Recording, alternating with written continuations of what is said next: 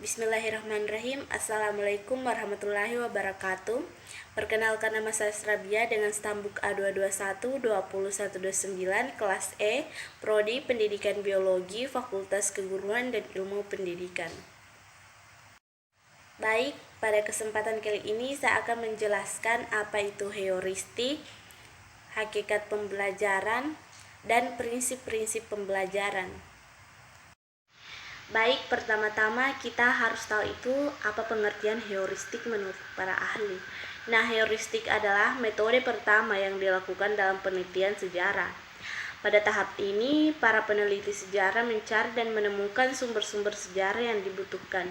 Nah, sebenarnya heuristik ini secara hafifah berasal dari kata Yunani yang artinya memperoleh atau mendapat. Heuristik merupakan tahap pengumpulan sumber-sumber sejarah. Dalam tahap ini, peneliti mengumpulkan sumber-sumber yang berkaitan dengan topik penelitian. Nah, heuristik ini yang berkaitan dengan pemecahan masalah adalah cara menunjukkan pemikiran seseorang dalam melakukan proses pemecahan sampai masalah tersebut berhasil dipecahkan.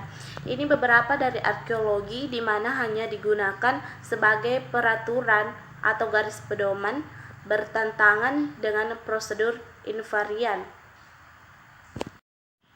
Heuristik mungkin selalu mencapai hasil yang diinginkan atau memecahkan masalah atau mungkin justru menimbulkan masalah baru untuk dipecahkan, tetapi proses heuristik ini dapat beramat berharga pada proses berpikir seseorang, di mana pada proses pemecahan masalah banyak menurut pemikiran rasional antar komponen yang membentuk masalah tersebut sehingga dapat meningkatkan kualitas pemikiran yang lebih tinggi.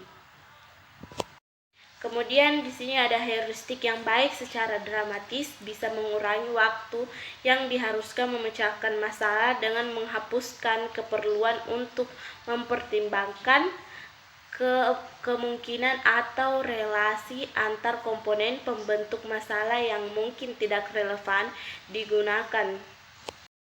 Nah, saya rasa dengan penjelasan singkat heuristik tadi, teman-teman dapat mengerti apa itu heuristik.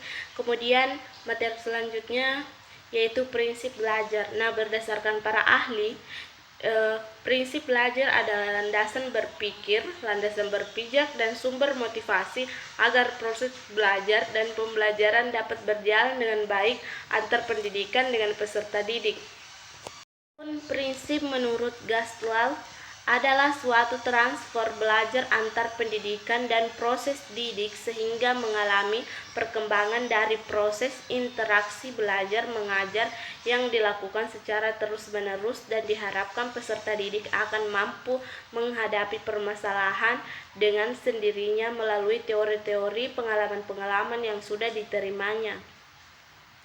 Nah, kemudian yang kedua, prinsip menurut Robert H. David suatu komunikasi terbuka antar pendidik dengan peserta didik sehingga siswa termotivasi belajar yang bermanfaat bagi dirinya melalui contoh-contoh dan kegiatan praktek yang diberikan pendidik lewat metode yang menyenangkan siswa.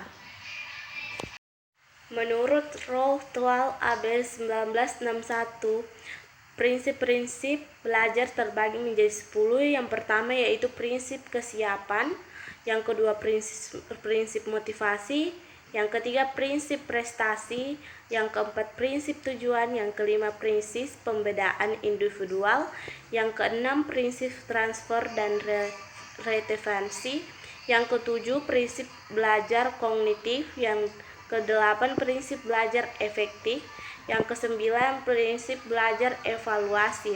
Nah, yang terakhir prinsip belajar psikomotor.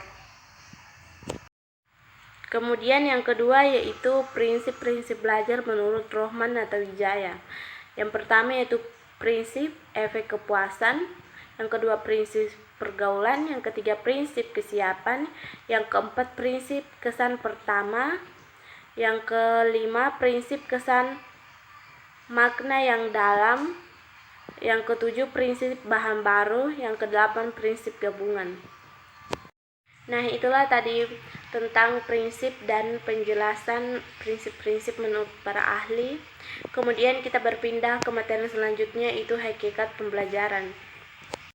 Hakikat pembelajaran, belajar adalah suatu proses yang berlangsung di dalam diri seseorang yang mengubah tingkah laku, baik tingkah laku dalam berpikir, bersikap, dan berbuat. Tahapan dalam belajar tergantung pada fase-fase belajar, dan salah satunya tahapan adalah yang ditemukan oleh Whiting, yaitu tahap acquisition, yaitu tahap perolehan informasi, tahap storage, yaitu tahap penyimpanan informasi, yaitu tahap restore, yaitu tahap pendekatan kembali informasi. Beberapa ciri belajar yaitu perubahan perilaku relevan permanen.